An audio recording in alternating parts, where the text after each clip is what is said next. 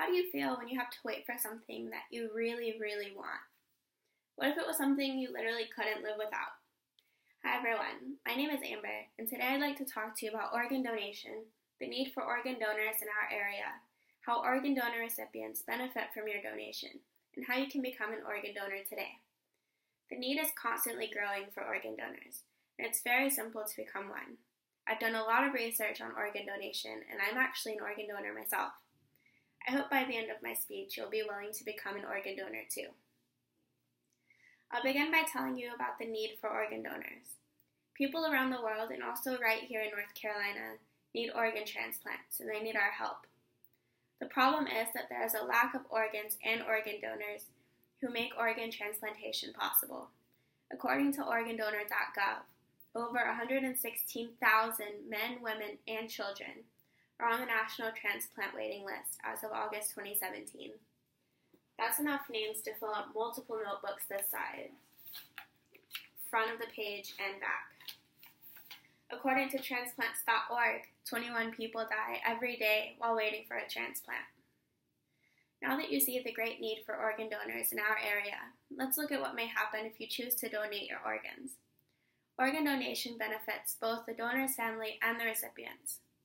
If you donate your organs, the people who receive your organs will have a second chance at life. One person can donate up to 8 life-saving organs, including your heart, your liver, your pancreas, intestines, both lungs, and both kidneys, as well as bone tissue, including the cornea, skin, heart valves, blood vessels, and connective tissue. Recipients of organ donations are given a second chance at life, and I think it's an amazing thought that one day you could give them the second chance. So how can you make sure your organs are donated after you die? Signing the back of your license or your donor card is not enough. Register online at donatelife.net. 95% of Americans are in favor of being a donor, but only 54% are actually registered. There are no age limitations on who can donate. Newborns, as well as senior citizens, have been organ donors. Whether or not you can donate depends on your physical condition and the condition of your organs, not your age. Plus, all major religions in the U.S. support organ donation. Donors are needed for all races and ethnic groups. More than half of all people on the transplant waiting list are from a racial or ethnic minority group. That is because some diseases that cause end-stage organ failure are more common in these populations than in the general population. For example, African Americans, Asians, Native Hawaiians, and Pacific Islanders, as well as Hispanics and Latinos, are 3 times more likely than whites to suffer from end-stage kidney disease, often as a result of high blood pressure. Native Americans are 4 times more likely than whites to suffer from diabetes. An organ transplant is sometimes the best, or the only option, for saving a life.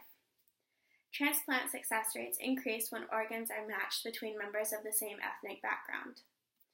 Although a majority of organ donors are deceased, you can donate organs while living as well.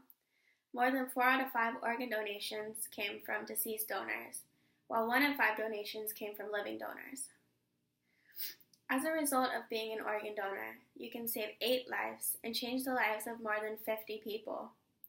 If all of us came together and became organ donors, we could help out so many people on the waiting lists and save so many lives.